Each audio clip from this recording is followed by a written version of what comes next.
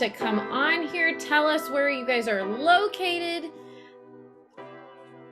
We are also going to have a poll up shortly I'll actually launch it right now, of seeing if you're a DealMachine member or not, but also drop in the chat where you guys are coming in from.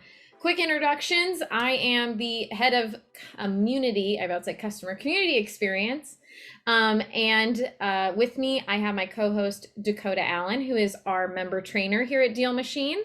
And then I also have our customer service manager, AJ, on here with us, all of DealMachine, going to be answering your questions in the chat, as well as Dakota's going to be taking your questions to, drum roll, to our guest speaker today, which is Mr., and I about knocked over my mug, Ryan Haywood. If you have not met him, he is a rock star. You can see his beautiful CG belt behind him. Collective Genius, if you do not know, is a very prestigious group of real estate investors, and Ryan won their belt this last time, and he is going to defend that honor this next. Oh yeah. Yeah. We are ready to defend. We are ready. Could get violent. Could get violent. Now, guys, Ryan has a great story. If you have seen Ryan before, some of this you may have heard already, but I want to give a really quick intro to him and let him kind of talk about his story as well. But Ryan has been a member with us for about, what is it now? You started in November of, so 2 years? No, yes. We're 2 months away from 2 years. Okay, 2 years. Ryan. Whoa, that's weird. That is so weird. I was just thinking, I'm like, a year? No, longer than that. Because we did his first success story like last year, August, September. And Ryan did his first deal in a 30-day challenge with Max Maxwell, and he just said, I'm gonna go for it. He had a baby on the way, like he was going for it. So I'm really excited for you guys to be a part of this and to hear Ryan's story. Just so if you're new to the webinars, we are going to be starting out in a get to know you format. In the first 15 minutes, Ryan's going to talk about his experience. But as he's doing that, if questions pop up in your head that you would like to ask him, please put that in our chat, because Dakota will bring you up and actually be able to talk to Ryan and get his opinion and answers on certain questions in the real estate investing industry. I know a lot of people who come on here are just starting out, so he is a great person to pick his brain about how he does things. He handles a full-time family. He just told us that he now is coaching football for his 8-year-old. So he is full in. So if anyone's wondering about time management, that would be my question I'd be asking him right now. But also Ryan uses our list builder as well as our driving for dollars, and just hearing his strategy around that, I'm just giving you guys little like tidbits of what you could be asking him. But Ryan, tee us up how you got into real estate investing and what has happened since then. Yeah, so you covered the 30-day wholesaling challenge with Max Maxwell, and that's where it all started. I mean, I remember that's like the best part of the whole story is how it started, because Meg, she's always super encouraging of all of my weird endeavors, and I'm usually, bouncing off the walls of things I want to do, and then I do them. And but she is the one that found the 30-day wholesaling challenge online and was like, you should do this. And at first I was like, nope, because it required a Facebook account, and I was like not wanting to be on Facebook. But she was very persistent about, you need to do it. And so I was like, fine, let's do the wholesaling challenge. And so we started doing his wholesaling challenge, and we got a house. We followed it daily to the exact process of what he was saying you need to do every single day. And it took us 17 days to get our first deal done. And after that first one, it was, to me, it was like just enough to whet the appetite. And I knew I can do this. This is something that's totally feasible for me, and it matches up with my skill sets and being able to talk to people and problem solve. That's something that I've always had just a fun time doing. And so away we went. And last year we hammered out 72 wholesale deals. And this year we are beyond that. So we are doing really well. Um, but yeah, it's since then we've really kind of evolved. Um, year one was just, trying to figure it out for ourselves. Doing a lot of it was on me, and Megan was, doing a lot of the sending deals to buyers through emails and text messages and on the phone a lot. Um, and driving for dollars was 100% of where all of our. It wasn't until we found the list builder, or until you guys had the list. But I don't even think it was out yet. No, it wasn't. Okay, so there you go. It was 100% driving for dollars, and then you came out with List Builder, and I jumped on that thing right away, and our numbers nearly doubled immediately from going driving for dollars and utilizing List Builder. It was almost instantaneous, to the point where I could no longer keep up with it myself, and that's when we started bringing people from outside into the fold and started building our team. So yeah, it's fun. Well, kind of onto that, I wanted to, and I told Ryan this before, a little bit beforehand we jumped on. I'd love to know the updated numbers. So you said you well surpassed your first year. What are you guys at? We are right now, let me look at my book here. We are at 93 deals for 2021. So I have those bells. I don't have anything loud to bang, but I need something. I'll send you one. I'll send you a cowbell. Okay, get it. Yeah, 93 deals right now. Our goal was originally to break what we did last year, and it has been, honestly, it has been so fast. We've had months where we've hit, I think our best month was like 14 deals in a month, and that was huge. And I could not believe that. Like, looking at it, I'm like, did we really just do 14 in 1 month? But yeah, so now we're just trying to get the consistency. I'm really selfish. I don't know if nothing is impossible, but I personally would like to have 120 deals by end of the year. I know that might be a tough stretch, but we'll see. I don't know. We'll see. We got 2 months of hustling to try to wrap that up. Well, and those who don't know you, when you say you've like done deals, you do a wide variety of things in the real estate investing. So what do you do as an investor? Going through like wholesale, and I'm trying not to give away what you actually do, but what do you do for investing in real estate? Yeah, so wholesale is just a piece of it. We have our own portfolio, and now we're diversified in our portfolio. We can say we have multifamily, we can say that we've got single family, and we can say that we've got short-term Airbnb now. So we have, this is the one part that I think we have 17 total doors. I think it's 18 if you include the Airbnb, but if Megan was here, I'd look at her and get the nod of approval or the disapproval. So we're gonna roll, and she'll correct me later. But yeah, that's where we're at. We just added the Airbnb.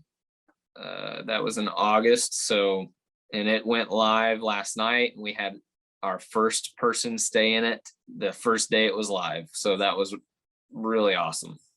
So now it's just, we've stacked up a few other single families. We've got the rehabs going. Again, I'm an overcommitter. I do too much, but we've had some struggle with some of our contractors, and they would start a job and they left on the job, and then Ryan has to pick up the slack and finish the job. So this is the thing. I wish I could have 100% of my time dedicated to the wholesaling side, but I guess that's the perks of being in this business. Is if I need to be over here, I can be over here. If I need to be over here, I can be over here. But we've got a team now that's keeping everything moving. So yeah, we've got rehab underway. It's almost finished. And then I've got 2 more vacant properties sitting and waiting for me to get them done. Now, so going into that, you guys started off as, it's you and Megan. What does your team look like now? Like, who are the players in that? Yeah, so we've got a deal finder who is mostly doing our driving for dollars leads. We've got Megan handling all of the marketing. So she's got website, she's got Instagram and Facebook, and I want to I can't remember what other things that we've been doing on marketing side, but we've got MailChimp and all those things that she's doing. I kind of dabble on a little bit of everything. I've kind of got my niche in pulling the lists and making sure that I send out leads from the list every month. Then we've got our transaction coordinator and a acquisitions manager. Between myself and the acquisitions manager, and truthfully Megan too, because Megan has been, it's weird bringing buyers. We've had a lot of buyers coming in from stuff that she's doing, and people will contact her and she'll be having conversations, and all of a sudden those turn into buyers. So everybody I think on the team is disposition related. Like you've had conversations with guys outside of the realm that are interested in buying, and that usually gets flooded in some way. But that's our team, and that would be, is that 5 of us, 4 of us? Yeah, you got 1, 2, 3, 4. Yeah, 5. Yeah. So yeah, we're having a lot of fun. It's fun. Like I said, having a team changes it from being a one-man show. Last year it was, it was all my responsibility to get the paperwork done, and you just start identifying bottlenecks really quickly. And the bottleneck in this business changes every single month. So don't ever feel like I'm good, I've got it figured out, because the next month you're going to have something hit you in the face as a new bottleneck, whether that's you don't have enough buyers, you don't have enough properties, you're having situations come up in title that you're not familiar with and you're having to adapt to.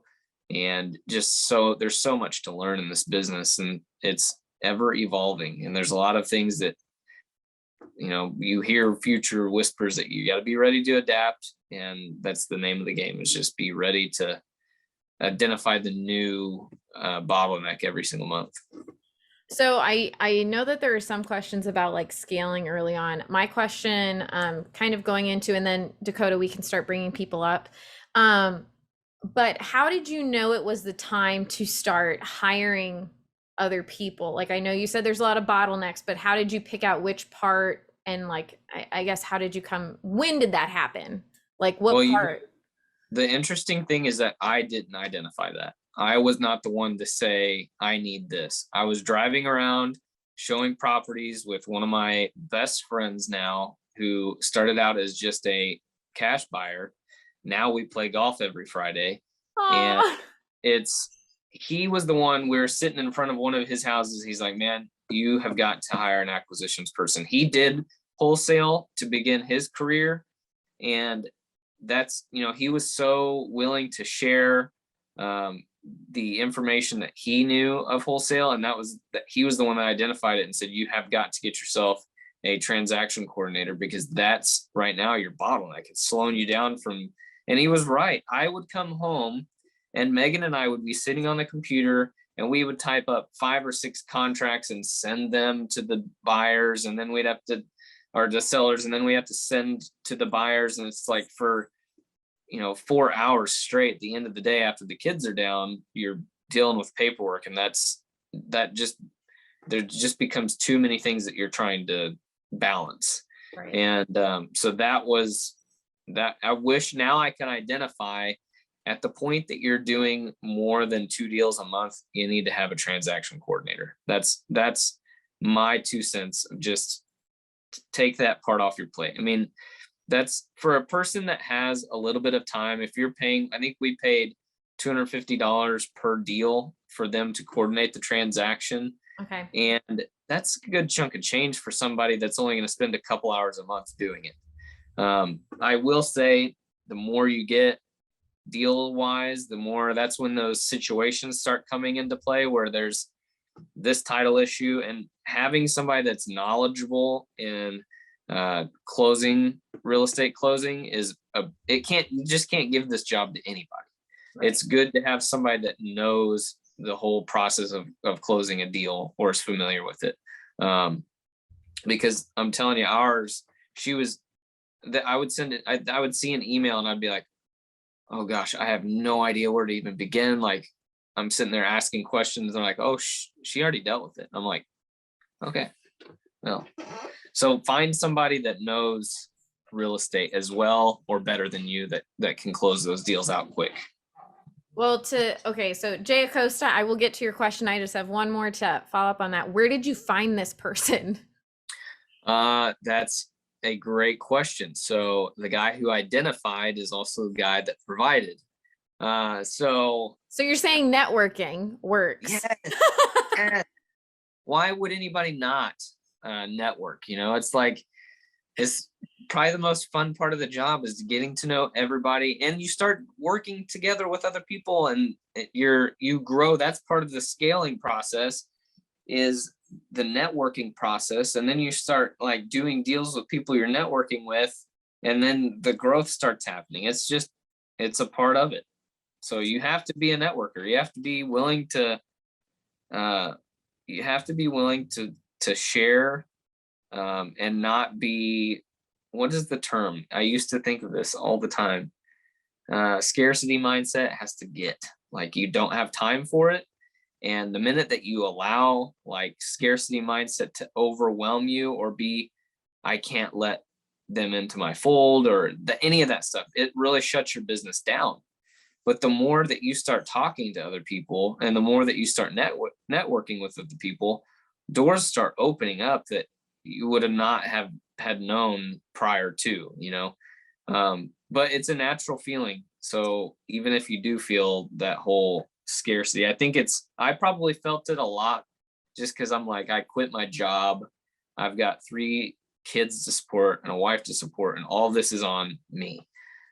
Megan was standing right by my side the entire time. So that made me feel better. And she was also very advocating of it. You're thinking too scarce right now. You got to think more broad. I'm like, you're right. You're right. So yeah, those are some really important things. Just network, and don't be so scarcity mindseted to think that you can't network with other people. It's a huge thing. People are going to come in your market whether you like it or not. So work with them. And I love that because I remember from when I first met you over a year ago and I was like, "Hey Ryan, I'd love to like do more things with you." And you're like, "We love networking. We love Yeah. networking." And now like y'all, I want to bring Ryan on like every quarter just to talk to y'all because we've grown to be friends, and that's what I love is we all love to network. And even just if you guys want to look at our Instagram, look at their Instagram, but like Ryan's talked to his buyers of like, why do you use me? Is the one guy that you're friends with the one that was in like the yellow shirt and you all were standing like by the cornfields? Is that No, but that is another really good friend of mine. he looked Jake. like you all looked like buddies. I was like, Oh yeah, oh, we are. Jacob and I are friends. We've been friends for years. I mean, years. I think I've known Jacob for 20 years, and he got into real estate really, actually. Oh my gosh, these stories, guys. I don't know if we have time for this. I sold him his first property, and before he even laid a hammer to it, the neighbor called me thinking I was still involved in the transaction. And she's like, would you be willing to sell that house? And I'm like, maybe.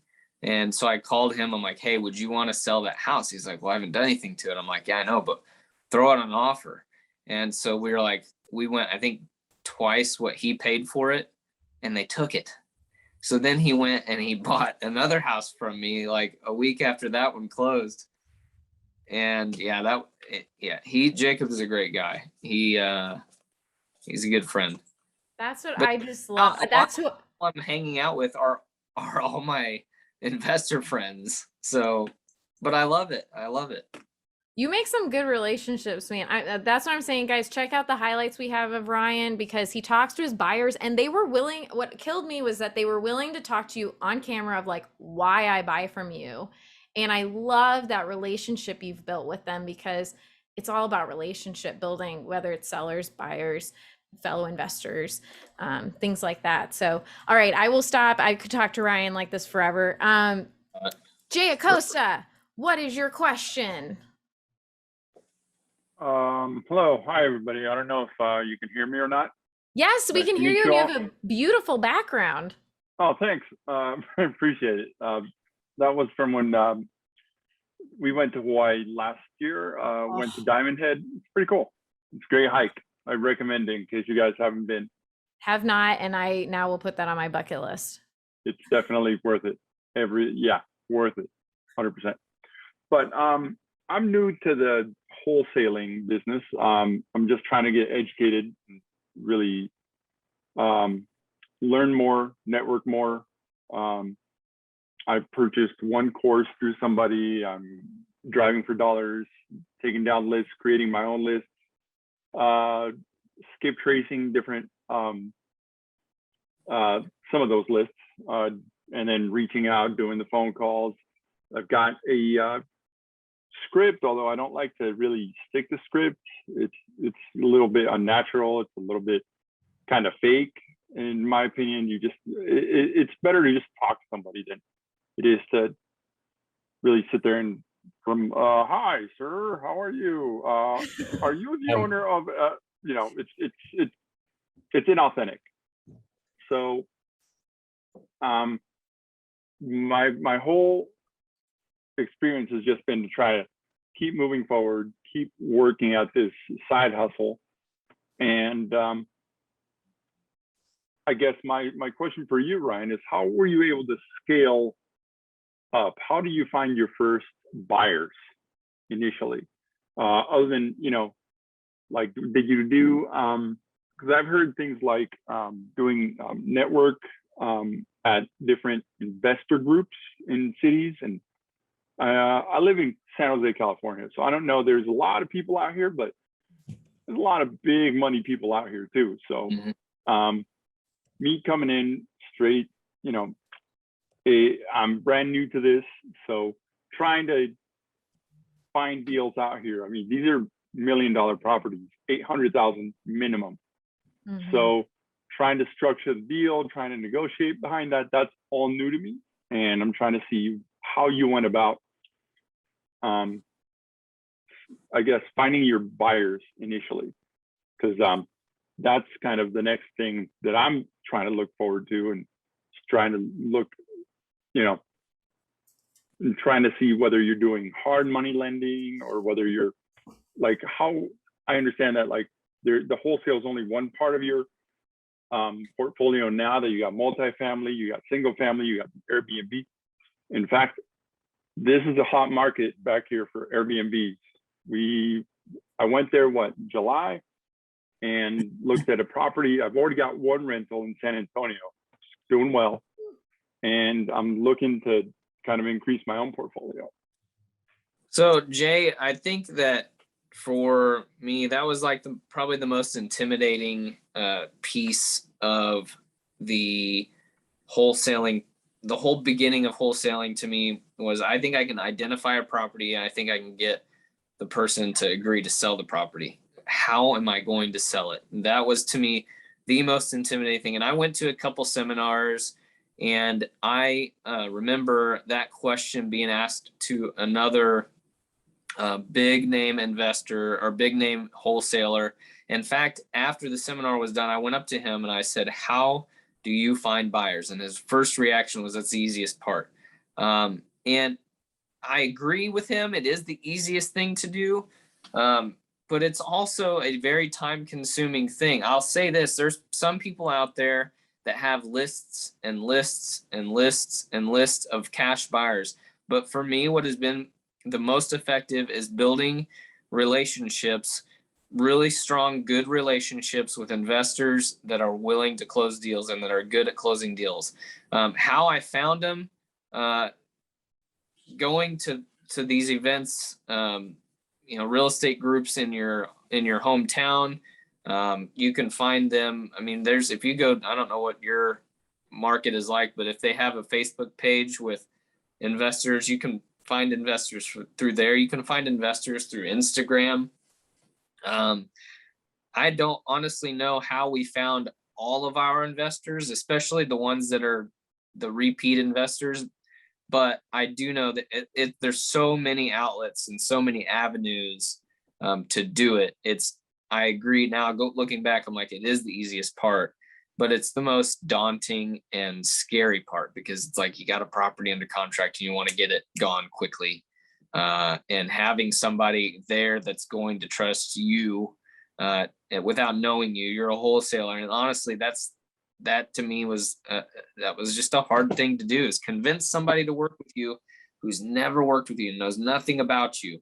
But as long as you're knowledgeable about what you're doing in the property and the market, I can't stress that enough. Know your markets. Don't go into a market that you're not familiar with, because other people will, if you post a deal in another town that you don't know, you're just going to get laughed at. You're not going to be taken seriously. And then it's going to be a struggle to find people to work with you. Know what you're doing, look in that market, study the market, find the numbers, but yeah, your buyers are going to come from many different things. But again, network, find your real estate groups, get in your real estate groups, find people that are investing, your city connections. Also, you can go to City Hall and find out, you can find cash buyers from there that, a lot of them know, your city officials know who's working on properties in the area. They know who's flipping houses. They know, because they're probably the ones that are giving a lot of leads to it. So there's a little golden nuggets. Check with some of your city officials that they might be able to steer. Tax assessor's office? Tax assessor would be a good place to look, because they have, in our city, we have a tax sale. A lot of those investors are going to show up to a tax sale to buy some properties. So we found people that way. And then it's friends of friends of friends. Hey, we were referred to you by so-and-so. And so word of mouth and networking has built probably the most effective cash buyers list for us. I will say, just to add on to what Ryan's saying, if you, Jay, if you're not a part of our DealMachine community group on Facebook, we do have a bunch of buyers in there where, and this goes for your real estate investing groups. I know in Indianapolis, we have one where people will say like, hey, I am a wholesaler and I have properties in this zip code, and drop your email in the comments, and people will flood the comments with just emails. Now, you'll probably have to vet through them, but it at least is kind of a starting point of where you can talk to people. And then also using DealMachine, not to make that little plug, but I am a little biased. If you find a place in your area and someone's flipping it, tag it, see what their LLC is, and then skip trace them and call them. Or I send them a postcard. Driving for buyers. Driving for buyers. We are doing that. Yeah, I send a postcard that says, hey, I saw that you have this house. Are you wanting more houses like this? I'm a wholesaler in the area, like, love to connect with you. And that's something that, they're at least active at that point. So I just wanted to kind of add those couple, but what Ryan's saying is he becomes best friends with his buyers. So I would definitely do that. Go golfing with him every Friday. Appreciate it. Thanks, Jay. And keep us updated how it goes. DM us on Instagram and follow Ryan. We'll have his stuff too. So definitely let us know how we can help. Okay, appreciate it. Thank you so much. Thank you. All right, we got Daniel. Are you there? I'm going to ask to unmute.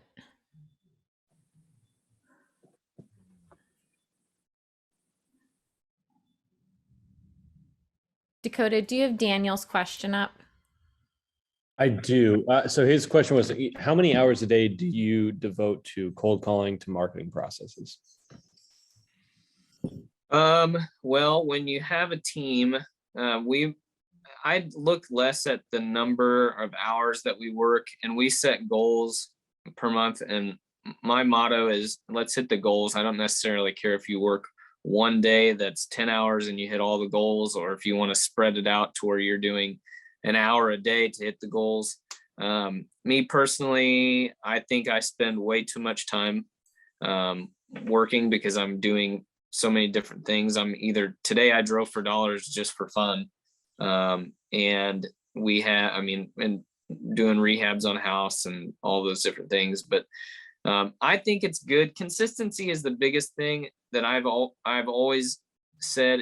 If you want to have good business flow, have consistency. You know, whether that's, I used to send, and still do in a way, send 25 mailers a day, because then I would pace, there's 25 mail pieces that are being received, and that means maybe one out of those 25 will call me, or, you know, 2 out of the 100 that go out are going to call me. And then I start getting a consistency. And so I think that is a good strategy. Spend a couple hours a day, send out your postcards, go driving for dollars, set goals though. I mean, if for us, it's early on, it was 250 mail pieces, through driving for dollars. And then the list came out and I'm like, okay, pick 25 every single day and do that. I'm not a great person for time management. I'm an overcommitter and I want to get better at it. I'm learning. I'm trying to be better at saying no. It's a hard thing, Ryan. It's so hard. It's so much more fulfilling to say yes than no. You're such a passionate person too. Like, I'm sure you're just like, yes, like, let's just do it. And then I'll go home and be like, what am I doing? I don't have time for all this stuff. But you, I mean, you've just, to hear, like, I remember when you told me that you were sending out one postcard and like getting calls off it, and my mind was just like blown because, but but it was the consistency that you had. You just consistently sent out mail, and that's what I find that your story is just awesome. We're going to do a case study on him. We're going to follow him around one day. We're having him come out here. I love it all. No, you know what? I did do a new campaign. I've joked about it, and I think it might have been on one of the videos I sent on Takeover Tuesday, but I created it's called the Atomic Bomb campaign, and where it's not just one, but I'm hitting them with 4 postcards. Cause I'm like, you know, in my market, I've seen every house that's vacant. I've mailed to them. I don't know that we've cold called every single one, but we've seen it so much, but they're still sitting there. So I'm like, okay, well, fine. If that one didn't work, now I'm going to send you 4. And I'm going to hope that one of those gets their attention. So anymore, I think that it really does depend on your market. I've been talking to a gentleman from Raleigh, North Carolina, and that dude, he has sent so many postcards, and I think we marked it to like 500 postcards before he got his first deal. And so that was different than me. You know, for me, it was, I could send 250 and I got 2 or 3 deals. For him, he sent 500 before he got 1 deal. So again, it's knowing your market, knowing what works. What works for me is not going to work for everybody when it comes to what you send. It will work on how you talk to people. That will work with anyone. People like to have relationships. So there's some stuff that can bleed over into everyone's business, and having some personal relationships is going to work with everyone. And may not be your business role, but I will say Jay was talking about not sounding like a robot. Again, look at Ryan's. We just posted a reel of Ryan leaving a voicemail, and it was very friendly, very simple, but it like got the point across, and it wasn't at all sounding robotic or some sort of script. You just sounded like you were, you know, you're a neighbor in the area and like you were just wondering. And I feel like people are not as up in arms when you're like that, instead of when it does sound very scripted or I want to buy your house cash type of thing. You were just like, hey, I didn't know if you'd be interested. And you were sitting right in front of the house. So it did help that you were just like, hey, I see your house literally right now. Right. But yeah, being an investor and a wholesaler is a completely different ball game than just being a wholesaler. Honestly, if you're not an investor and you're a wholesaler, you're missing out. You are missing out because it's having that knowledge of not just saying, I want to buy your house, but knowing the process of flipping a house. That's very valuable. I mean, very valuable, because you get, what do you learn from that? Well, now when you're going and walking a house and you're running your numbers on what your maximum allowable offer is, your rehab numbers are going to be pretty darn accurate if you've done a rehab. You know, I think our first rehab job cost $55,000. And when I looked at the house first, I'm like, 30 grand, this $30,000 job. And that's with me doing the work. After it was all done, I'm like, gosh, that was $55,000. But now when I walk into a house, I can say, hey, I know this is going to cost me 40 grand. And then it's not even, and trust the numbers, trust the numbers. Otherwise, you're just going to get a house under contract. You're not going to be able to move the contract, or you'll move it. And then the guy's going to call you back and be like, dude, you were way off. And that's the bad rap that wholesalers get. So eliminate it. Do wholesale, build your capital, and then go and get some properties. I love that. Yes. Joseph, I'm not going to monopolize the time by asking Ryan all my questions. But Joseph, what do you got for us, friend? Yeah, so my issue is that I got, I go drive for dollars, I get the house into the driving machine. I'm wondering, I'm not the best strategy, but maybe you can share what is the best strategy to find properties. I have buyers night and day. I have a million of them, knock on my door, ask me, hey, give me, find me properties. But I want to ask, what is the best strategy? Is it like you're sending out handwritten letters? Of course, following up and stuff like that. I understand that, but maybe Ryan can share some tips on, what is the best strategy, or what is the one way we can do. Yeah, unfortunately, my answer may not be the most effective answer, because I have been very, very strict on using DealMachine postcards, and it has worked. I have not gone and recreated the wheel. I have not tried to create my own handwritten letter. I have stuck to whatever DealMachine's postcards are is what I've been sending, and that has been effective.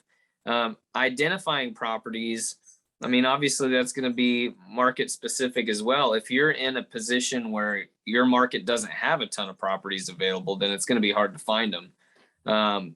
So for us, driving for dollars, seeing the number of properties that were in distressed condition, and then we just literally, I think I probably used the exact same template all year long. And it wasn't until later on in the year where I started dabbling in other templates of postcards. And I don't know that one was more effective than the other than, I'll say this, making sure you get a picture. I love the picture quality and picture functions that DealMachine gives, but I feel like it's so much more effective to get a picture when you're out driving for dollars. The Google Street Pick works, but there's just something to it that people recognize. That picture is recent. They have been by, they are in that area, giving them that local feel. So that's what's been, hopefully that answers or helps steer in some direction, but I don't have a great answer for that one. No, you answered it correctly. It's just basically keeping it in front of them and making sure that you're there and you're asking them to purchase their property, Right. and to build that relationship, and then know that you truly care for their best interest. And that's what I'm trying to create. I'm a realtor, but also I'm trying to get into the investing field as well. So yeah, absolutely. I'm working with a ton of buyers. Okay. And do you recommend, one last question, do you recommend maybe some type of virtual assistant? Because sometimes I can't follow up with everything. Do you recommend a virtual assistant? I have not used, that is one thing that I have been interested in doing that I have not done yet. But for me, there's certain avenues for a virtual assistant that I think would be effective.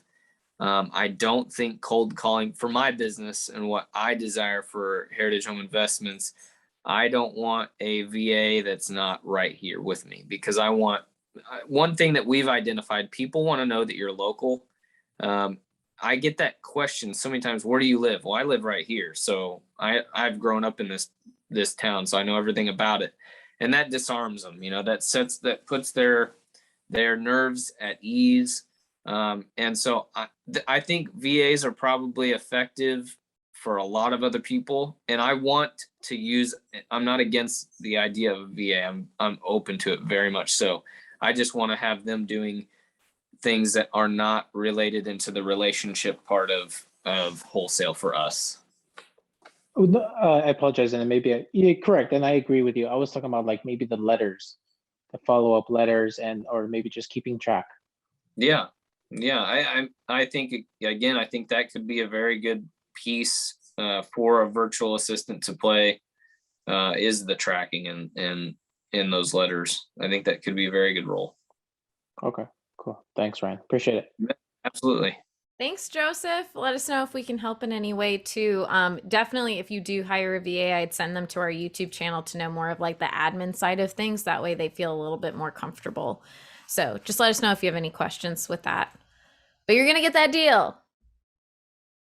All right. It looks like we have Jeff. Jeff, how's it going?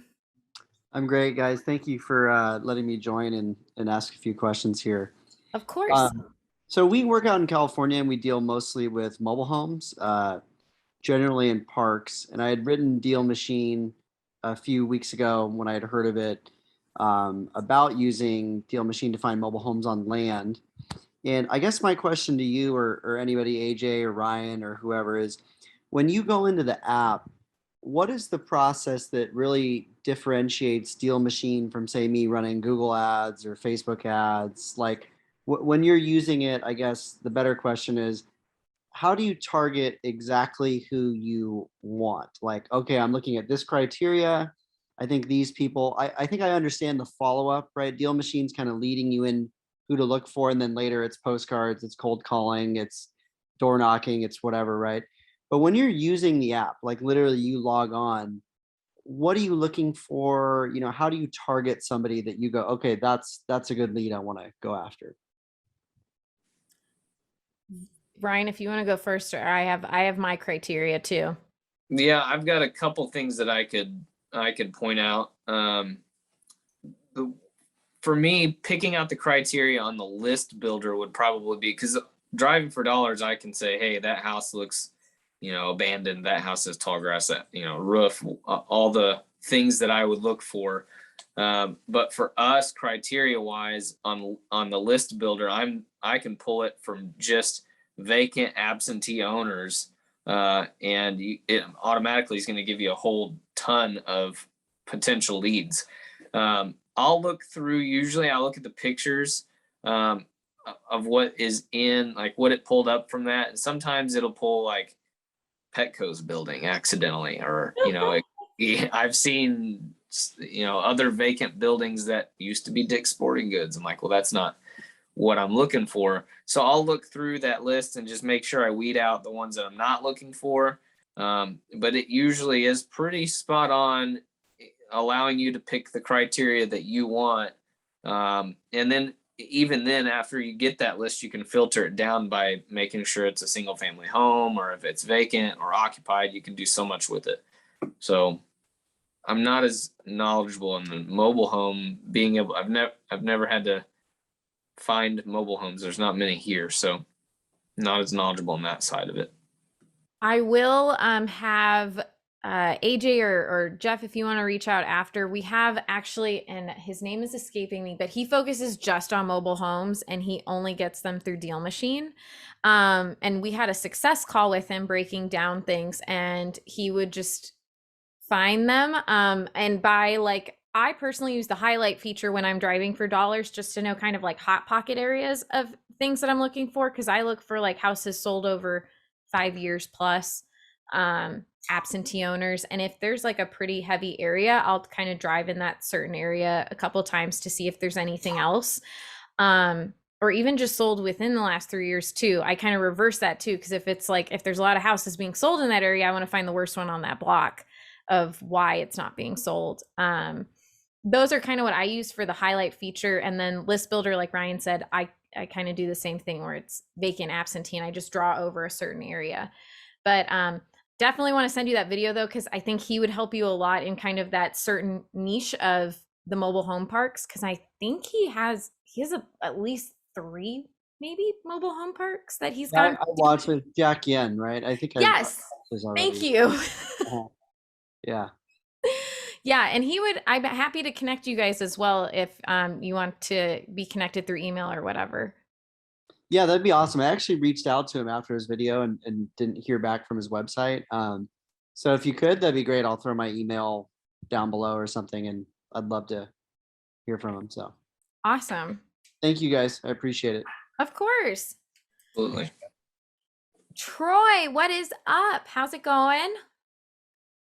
Hey, how's it going? What can we help you with today? I just had a really simple question from Ryan. What's a good way to start get a sense of or getting a sense of what repair costs are? Well, the easiest way is to do a rehab. The second easiest way is getting a book. Bigger Pockets has a book on estimating rehab costs. And I'd recommend that. I don't know if I have it right at hand. I do. Man, this is good. So yeah, there's a book on estimating rehab costs. Bigger Pockets makes it. It's got really good quality information. That'll help you get a decent idea. There's also, and of course, names are escaping me. There's another wholesaler that's very popular on YouTube. He had a formula based off of square footage and how much that you put allocated towards based on the square footage of the house. So if it's under 1,000 square feet, you would do this for a light rehab, a medium rehab, and extensive rehab. And we do that too. We usually go, in the $25 a square foot for a light rehab, a rent ready, 35 for a moderate, and then 45 for a complete renovation. And then just multiply that by the square feet. So that's been accurate. But the best way is to get into it and have, do a flip, do a quick turn. So you'll quickly see, or even contact some contractors and ask for some bids, maybe at your personal residence on what a roof would cost, or if you needed to put in a new electric panel. All of those pieces of information are going to be good to keep in your back pocket. Thanks, Ryan. Yeah, absolutely. Thanks, Troy. All right, it looks like we got Kendall. Yes, how y'all doing? I'm here. Hi, we're doing great. How can we help you? Yeah, my question is to Ryan. Ryan, I've been with DealMachine going on a year and a half, man. And I'm a 21-year real estate investor, man, done it all. But man, I am having the hardest time, man. I have about 1,000+ leads. I'm not getting nobody, nothing. So I don't know what I'm doing wrong, man. I guess my question is, what are some pointers for any new customer or client who's using DealMachine and putting in leads? What are some musts that you should do? What are some things you shouldn't do? Or any pointers from your realm that you could help with someone like me, man? I haven't got one deal, man. I spent well over $5,000, man. Nothing. So here's the question. Crickets. And I'm in the Atlanta, Georgia market. What all do Say you that do? again? What all do you do with the leads that you have? Do you just send postcards? What's your current strategy? That's been it, man. The whole DealMachine experience to me is new. All my deals over the last 20 years really have been referrals. So you're dealing with an investor, man, who really never had to, cultivate leads in the way that, everybody is doing them within the last 5 to 10 years. So I'm trying it, man. It's just not working. I mean, I still do business. I still get referrals because what I do is a niche. I wholesale it eventually, but I specialize in short sales. But I'm wanting to get some of these easy deals. All my deals are hard, which is easy for me because I'm a master at it. But man, I would like to get some regular deals every now and again. Right. Yeah. So if you've got 1,000 leads, I would say that either cold calling, if you haven't sent postcards, obviously drop some postcards on them. I have like 3 or 4 times. Right. Yeah, and Atlanta is a tough market, man. There's a lot of people there.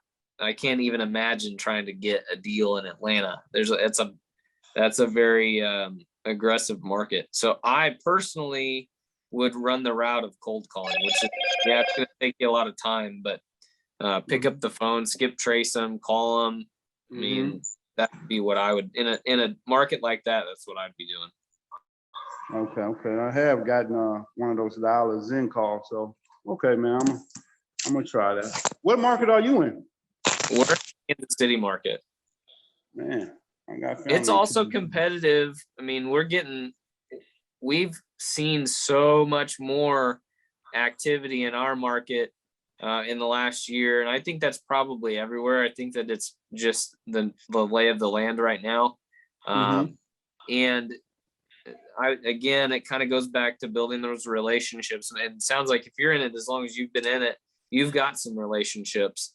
Your biggest thing is getting the deals locked in. So I would just pick up the phone and start calling people and see if that gives you better results. You'll know, you do a batch of those, you're going to know pretty quick if that's effective. Gotcha. All right, I'll try that. Thank you. Kendall, I will say also, we find that a lot of our members that are in Atlanta, I would definitely look into like Rob Van Harris. There are some members there that are having to put in like 1,000+ leads to just get one deal in Atlanta, just because it is such a hot market. So again, if you want to be introduced or anything, or we can give you his IG as well to kind Definitely. of connect with them. Definitely, Rob Van Harris. Okay. Yes. Okay, I got him. I Googled him. Okay. But yeah, I would love his email or Instagram or something. Awesome. Thank you, Kendall. All right. Craig, hello.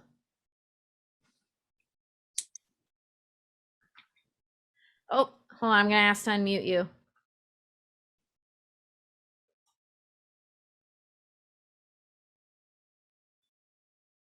There we go. Oh, no, I can't hear you. I love technology. I work for a technology company, but man, is it a pain sometimes. Is it working now? It's working. There it is. How's it going, Craig? It's going pretty good. I've been really fortunate using DealMachine. I found my first deal by accident.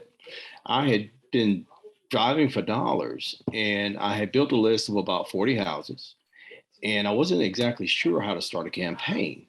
So I accidentally sent out, I think it was about 8 postcards by mistake. And I actually got a call back.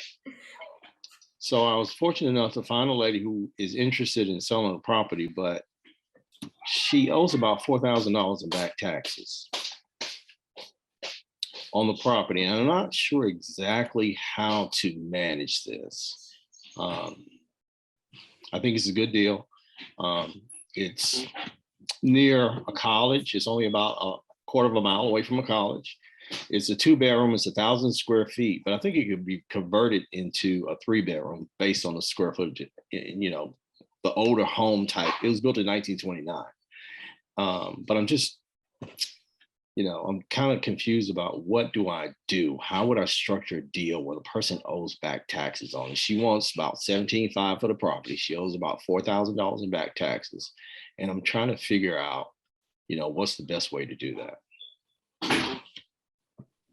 What would the property be worth all fixed up? The property would be worth about $85,000 to $90,000. And what would you say condition wise? What would it be in? It needs a full rehab. Okay. And I've been a carpenter for a long time, so I'm estimating that the rehab. I just finished doing a remodel for a music studio, where we spent about $30,000. It was for my nephew, but I'm estimating the rehab cost on that property would be about $35,000. So for an investor, I think he would be all in at around $55,000 to $60,000. And it's a tight. I mean, I know it could be kind of tight, but it's my first deal, and you know, I don't want to mess it up. but I got mad love for DealMachine and driving for dollars. I think it's a great product. I recommended it to friends and I can't even talk, friends and family. And I remember the old school days when you ride around, you'd have to take a picture with your phone, then you have to write down the address, and then you have to go back home, try to match the address up with the picture. You know what I mean? Then you got to go to the courthouse or try to figure out what, who the owner was and all that. DealMachine takes all that, just removes that process and saves you a whole lot of time. Yeah. So they're wanting 17.5 for the house. Yes. Okay. And it needs, in your estimate, it needs 35,000 in repairs. Yes. So if you're going the typical rule of thumb, 70% of the ARV, so you take the 90, you're kind of banking on the high side, which I want to always play the conservative role. If you're there, you take the 35K off, that takes you to 28. Leave yourself, I always aim for 5K in the deal, depending on what market you're in. You're still in a good position. If they're wanting 17.5, I mean, to me, it sounds like it's close to a deal if it's not a deal. If it's back taxes, the title going to clear all that stuff up, or they're going to take the proceeds that they're making and take those back taxes out. Okay. So I would, that looks like on hearing it, it sounds like it's got the potential to a deal. So, negotiate as low as you can. That's always the rule of thumb. If they're wanting 17.5, get as low as you can, so you have plenty of room to adjust the price points if necessary. But I think that sounds like it's got good potential to it. I would say, I don't know what, if it's a complete rehab, I'd be a little leery on the 35K. I would probably, if it's a full gut, I would almost, if you're talking electrical, roofing, and all of those things, I would say make sure that you always go over on your rehab. Otherwise, people just think you're crazy and you lose credibility if you're off on some numbers, which takes time to gain in the first place. So, but yeah, I wouldn't be those numbers look good on paper. So I would pursue the deal. Just make sure you're buying it as low as you can. Okay. And all right. So, and this is my first wholesale deal. So, there's a lot of fear that goes along with that. Oh yeah. But I understand with the experience, the fear goes away. It's like the first time you learn how to ride a bike, you're scared, you fall down a couple of times. Dude, but after you've been riding for a couple of years, you just jump on it and don't think about it anymore.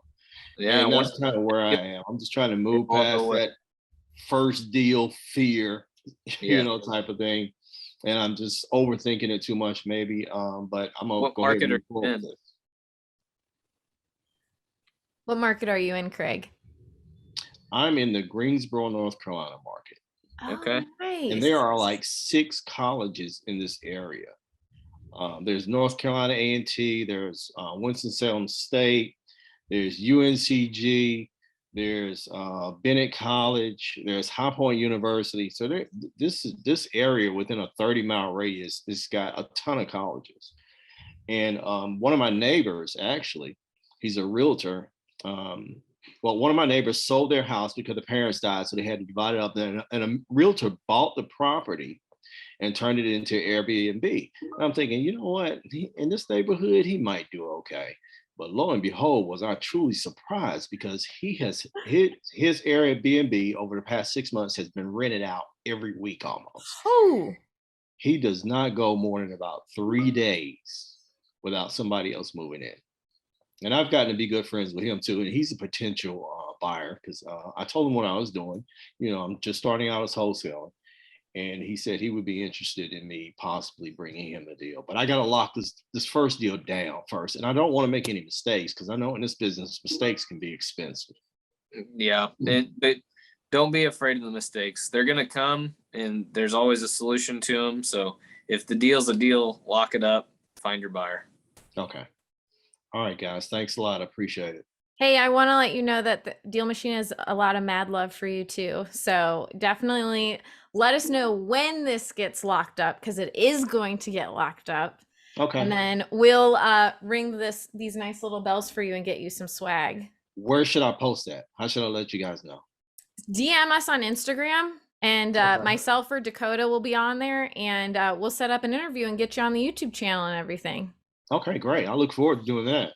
I do too, because I want to hear how this all ends up. Okay. Thanks so much, and good luck, and let us know if you need anything else. Oh, will this broadcast be recorded? Can I replay it again? Yes, it'll be posted next week, so it will be live probably on Tuesday. Where would I find it? Our YouTube channel. So it's just youtube.com/DealMachine. Okay. All right. Yeah, I know where the YouTube channel is. Oh, good. Excellent. I like when I hear that. Thanks so much. Okay. Thank you. I appreciate it. Thank All right. I think, Ryan, we have one more. Oh, shoot. We're over time. Ryan, can we have one more question? Keep going. We got Okay. another hour, whatever. Keep going. Dakota, and then I want everyone to know, after this question, we will go into a live demo. And AJ or Dakota will put down in the chat Ryan's IG information, so that way you can follow him at Heritage Home Investments. It's that with just some underscores in there. Underscores, yep. Or you can just find us and we have him everywhere, plastered all over the place. So anyways, last question, Dakota, go ahead. Yes. So the last question we have here is, what do you think is the best way to find a wholesale-friendly title company, or how did you go about finding a wholesale-friendly title company? That has been a bottleneck, man. Let me tell you. And like I said earlier, bottlenecks are identified every other month. You get a new one. So we have one that we've built a great relationship with, and we've closed a lot of our deals with, and we prefer to do our deals with them. You get feedback from your buyers, though. You know, they didn't like the way the transaction was ran. Having a phone call, looking up title companies in your area and asking them if they are open to closing wholesale transactions. The minute that they say no, just kill the call, because it's not kindly kill the call, but it's not going to be fruitful for you to work a deal with somebody who's not supportive of wholesale. And wholesale gets a lot of bad rap. That's just the way the cookie crumbles right now. And the more good people we get out there doing it, the better we'll be. But you know, ask the questions if they're open to wholesale transactions. You can find in your real estate groups what title companies everybody else is using, and you can go there and find those. But listen to your buyers. I mean, your buyers are going to give you a lot of feedback on what the transaction was like, and ask them too. I mean, ask them, hey, how was the closing? Did it go well? Did you have any concerns? Get those questions answered from them. That way, you know, honestly, title companies can make or break a deal pretty quickly. And we've had that happen where we've had people that are like, I don't ever want to work with that title company again. It's like, gosh dang it. So listen to the people that are buying, establish the relationship with that title company. And sometimes it's going to take multiple deals to get that there.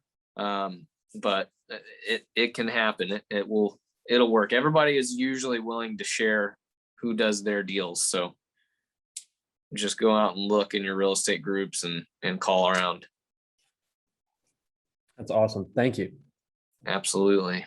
Definitely. I know that at least if you're in Indianapolis, if you join our Syria, there's a title company that literally loves wholesalers, and they're always at every meetup. I cannot think of the name of them right now, but I know they love wholesalers. Okay.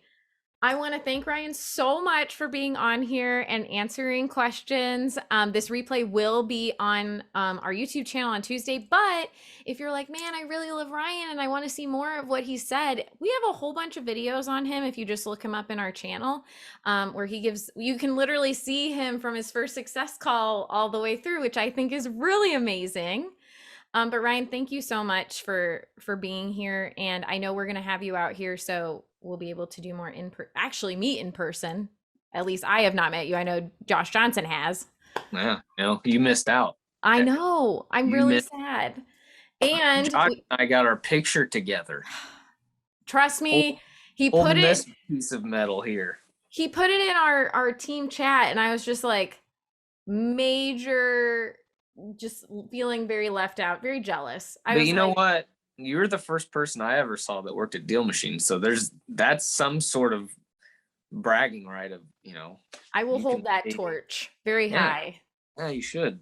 I And wished I would have introduced myself, but I don't think it would have held as much credibility because it was so new to me that I'm glad it all worked out the way it did. I'm so glad too, and I'm glad we're gonna get to have you out here. We will be dropping his IG in here, but again, follow us. He's on there. You guys can follow him and Megan, who she's doing a fantastic job with some reels. You can see their rehabs, their burrs, all the things. So Ryan, you are more than welcome to stick around for the demo, but also I know you have 3 children and a wife, so you can also. Nobody here, so I'm just gonna hang out. Okay, you can do that. But Ryan, any last parting words for the good people on this webinar? Go out and make some friends. Gosh dang it. There's a lot of people out there that are interested in real estate and they need good people around them. So if you are that guy, go and make that connection. You don't know what that connection is going to lead to. So yeah, that's my parting words is go out and meet some people. I love that. We literally, I feel like that's all I talk about in this is relationships with everyone and everybody. Okay, Dakota, are you ready for a demo? I am ready. Okay, I am going to share my screen. Let me get in here real quick. Maybe. I've been having some issues here. Let me see here. Also, can everyone give a big thank you to Ryan for doing this tonight? We love having him on here. Very, very, very thankful for him. So today we're going to just go over very high level of our software. I know I saw a lot of people asking about certain functions in the app, but you can see my Wonder Woman background for a minute. But wanted to do a high level of kind of what we are, who we are. I saw a lot of people aren't a part of our family yet, which is totally fine. No judgment. Granted, yes, I do wish you'd be part of it, but I understand. I wanted to show you guys. So on our website, I'm just going to start off here because it gives the best kind of high level overview. So what does DealMachine offer? We offer driving for dollars and list builder, which you've heard both talked about tonight from Ryan. Ryan does have both of them. So driving for dollars. So driving for dollars software is to build your own unique list of properties. That is you literally going out, finding distressed homes in the best neighborhoods that you can only get because you can't get them on a list somewhere. So it's the lowest cost for leads, but the greatest and the greatest ROI. So you get mobile maps, you get real-time routes, you get to recruit and manage drivers on our elite plan as well as some on the pro, and you have smart property filters, which we kind of talked about with highlights and everything, which we will go into. So I'm going to just hop into my account really quick. So when I first go in, if I'm doing driving for dollars, I'm going to be on my map tab, and this is kind of the high level what you see. I saw some people asking, how to kind of work the software. Very basic how to drive for dollars is, and I apologize, my computer always starts to sound like an airplane jet right now because it's overheating. So I apologize, it's going a little slow. Coming through. Oh, good. Okay, no one can hear that. That's excellent. So you get to your map, you press the button down at the bottom, it's going to say start driving. There's going to be a little arrow up here. You click it, get it into your location. And then what you're seeing here is these lines here are going to be my driving routes. Now you can only see these if you're on pro or elite. Green means that I've recently driven them. Yellow means it's been a little bit. And red means you need to go redrive this area because it has been a hot minute. So when I'm on here, and I was kind of talking about this with, I believe it was Jeff who was up here. But I usually, when I drive, I go to my highlights, which this is available on all plans. And I go to, recently I've been doing out of state absentee owner. and I've been doing vacant. Another thing I will put is sold over 5 years ago. I want it very, very, very limited. So as you can see, I only have 2 here, but those 2 I want to go look at. I want to see what's going on there. Now, if I wanted to narrow it down to a little less than that, I can do absentee owners and apply those here. Now you'll see a little bit more pop up. So this kind of gives me a general area of, these are properties that are pretty qualified. I want to go see if they're distressed at all. And so then, and I know they're sold over 5 years ago, so who knows what their situation could be right now. So then I can press start driving. I can do a planned route to those properties if I'm on Pro or Elite, or I can free drive. Just so you know, if you do planned routes, you can still free drive, which means that you can add properties along the way as you see them. And then they're going to be these little, let me get into an area that I haven't pinned a ton. So when I zoom in, say I'm driving, these little black dots are going to pop up. And so when I click on a home, it's going to show me the basic info here. So this is an whoa, hit gold already, absentee owner. Okay, so I add this lead. Now there's a new look here that some people may not have realized yet, but you can actually add tags a lot more simpler than it was. Okay, we know that it was a little bit of a headache to scroll all the way down to the bottom and press tags. So I can tag this property and say, hey, the roof is caved in, there's fire damage. I can assign this lead to someone on my team who maybe needs to call. I can skip trace this. So this is all the things. And as you can see, once you pin them and add it to your list, it's going to turn into a cute little house. So going into that, I can easily, and actually this is one of our reels that we just posted with Ryan skip tracing right in front of the house. It shows any addresses, phone numbers, and emails that it gets. So actually phone numbers, we have 3 phone numbers. They're all connected because we skip trace, then we run it through another process of layering of, is this phone number connected? We have caller ID. So this is Chicago, Illinois. Gonna bet this is good. Like this is connected. It's from Chicago. He's from Chicago because I saw from his address over here. And then I can also look, here's another Chicago one and they're mobile.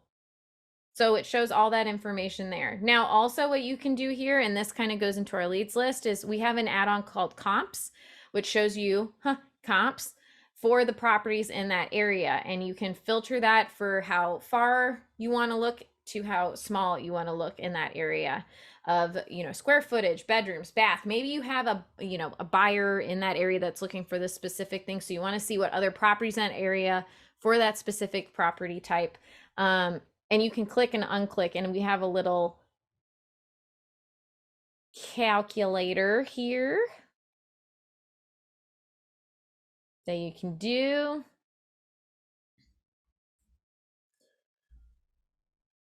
All right.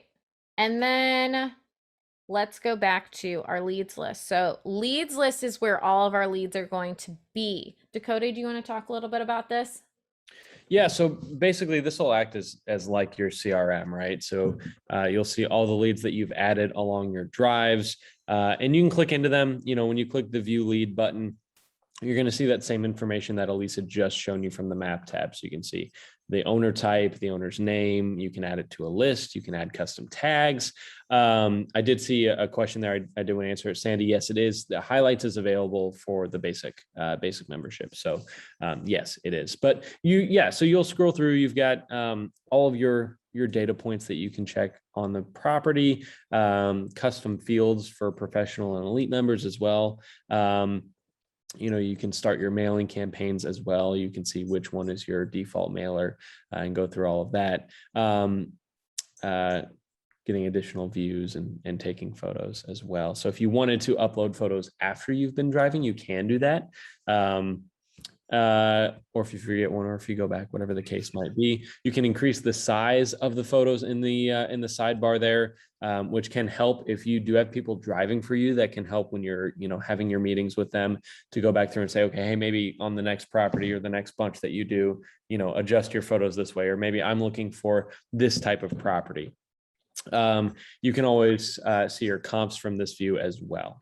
And then just more to the general stuff, you can filter all of your leads. All the filters that you saw from highlights are available in your leads tab as well. So you can filter by lead status, mailers, mailer queue, all of that, right? So anything and any way that you want to filter your leads, you have the ability to do that as well. Yes. And searching and all that. Go ahead. Sorry. No, you're totally good. I wanted to show you guys, this is basically is a very high level spreadsheet. You can change the columns, what they show, what order you want them to show, how big you want them. You can edit them. Just wanted to mention that. Yeah. Great call there. And you can also do bulk edits, by the way. That's the those check marks on the side of each lead that you saw. They do allow you to do bulk edits or bulk skip tracing, bulk mailers, so that you don't have to do everything individually. You can select multiple properties at once to complete, whatever task you're looking for. Good call, because I totally just spaced that. So yes, like Dakota was saying, you can start mail, skip trace, you can change the status, assign the lead owner, add to a list, and you can also pause campaigns, end campaigns, whole slew of things. Don't worry if you're feeling a little overwhelmed right now, because it's totally understandable. That we just wanted to kind of show you all the things, but please go subscribe to our YouTube channel. There's a ton of videos on this stuff. Or come and ask me questions. Or, I'm so sorry, Dakota. Go ask our wonderful member trainer in his trainings. They're live. You get to actually talk to him and ask him questions. And he goes through, oh, I meant to say this earlier, Dakota, that you have also a sheet for repairs and everything that David, our CEO, uses in the wholesaling training, driving for dollars training. Yes, wholesaling. Okay, that's what I thought. Okay, finish up driving for dollars. You do have the driving tab. This just shows you where your routes are. This is great when it comes tax season. So that way you can do that, as well as click through here and you can see the routes. You can see which ones your team has gone through, and then you can see your drivers as well.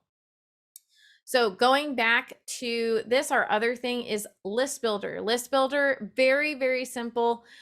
What it is you're building a list. You can go through a zip code, a city, or you can even draw over a certain area. So you can go like this, easy peasy. So I like to do this when actually I'm out and about in an area I don't know very well, and I'll draw over an area. I will actually do, I don't want to take up too much time, but I do absentee owner and vacant just to see which ones are there. So like it shows you down here, there's 4 leads in this area. So then I'll go ahead and I will toggle on the smart list, which is something that we update our data every Monday. And so anything that doesn't fit this criteria anymore, or does now fit this criteria, will be added and or taken out of this list every Monday. So I'm going to just submit that.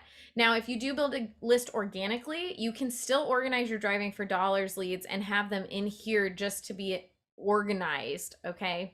And you can assign these for people to drive. So say I want someone to go check out these 4 houses, I can go ahead and press drive this list, and I can assign this to any one of the people on my team to go and drive, and they'll get a little push notification that says, yo, you got to go drive this by this certain date. And then just kind of going through the rest of these, this is where the tasks will live. Mailers. I'm going to give this to Dakota because this is also a training that Dakota does. Dakota? Very true. And this will be a pretty high level just because there's a lot that happens here in this section, right? So this is where you'll set up all of your campaigns. But the way I like to walk through it is to go through each step that you'll take along the way. And it all starts with designs, right? So we'll have Elise click into the designs tab here, and that's where you'll create your mailers. Now you can create these entirely from scratch if you want. You can start from a blank slate, put everything exactly where you want it to go. I show you how to do all this in the training. So if you're curious, you'd like to learn more about that, definitely check it out. But you can also, in the chat, thank you, AJ. But you can also work off of templates as well, right? So if you don't want to, or you're not particularly inclined to create these from scratch, you can go in, you can change the colors like you're seeing here, you can change the text, and you have all the same control that you would if you started from scratch, but you just have a place to start from, right? So it's a great system. We have different postcard sizes. We have 4x6, 6x9, 6x11, and the ballpoint handwritten letters as well that you can customize and design to be exactly what you want them to be, right? Then once you've created your design, you want to create your campaign. So in the campaigns tab, you'll be able to see the campaigns that you've set up in the past, but also you can create new campaigns. It's actually the button in the top right corner that you can go through. You can create all your individual steps, how often you want them to repeat, how many total mailers you're going to send for that campaign. We have two different types of ways to set up your campaigns. One is just a single step, right? You're sending one design, but that could be multiple times, right? So you could set up that one design to send 6 different times, right? But if you have the multi-step marketing, you can set up additional steps. So if you wanted to send 3 different designs like you see here, you can select 3 different designs to send. And that way you can just kind of set that campaign to a lead and forget about it. Instead of having to create 3 different campaigns and remembering to assign the next one after the first one completes. So that's an add-on that you can add to your account, like some of the other ones that we'll talk about here in a little bit. And then once you've done that, all you do is assign it to your leads. So like we showed you in the leads tab, you can go through and start your mail, and then that process will go through, right? That process will begin to happen and your marketing will go on for those leads. And then once it's completed, the nice thing is it will update the lead status in the system. So you can filter all your leads by marketing complete, go on to the next step in your process, whatever that might look like. And at a very broad level. And then you have your mailer queue, of course, to see when things are being sent out. And then if there are any issues that are going on, you can see them as well. So it's very high level, but it is a very robust system. And if you'd like to learn more, definitely check out our training. Love it. Okay, last couple little nuggets we're gonna give you. Selling tab. I just want everyone to know that this is available to everybody here. You have to be a DealMachine member, sorry. But but you get to actually get that contract under, Craig was talking about, he's going to get that deal. Awesome. He is. And then he can list it here with multiple pictures. You can just post your own sales page to send out to a buyer's list. So this is a preview of one. And all they have to do is write in their information to go and talk to you. So this is available to everyone.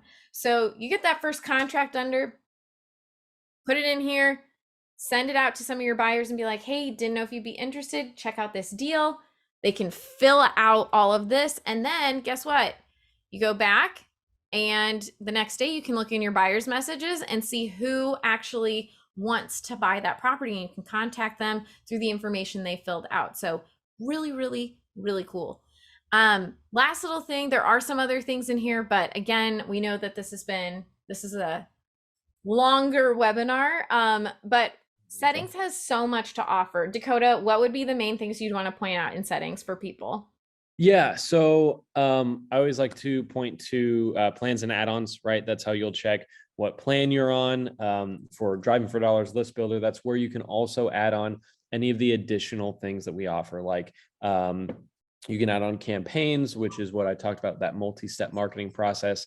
Street Pick, what Ryan talked about earlier, will assign a Google Street View photo to each one of your leads as you add them. That way, even if you're not taking photos, you can still have a photo for that lead to use on your mailers. Obviously, we recommend still taking live photos as much as you can, but Street Pick is a great thing, especially if you're using primarily lists, then you can absolutely still have those photos there, as well as mail tracking and our add-ons. So you can check those out there. And then of course, for those of you with professional and elite plans, you've got your custom lead fields that we've added recently. You'll see those there.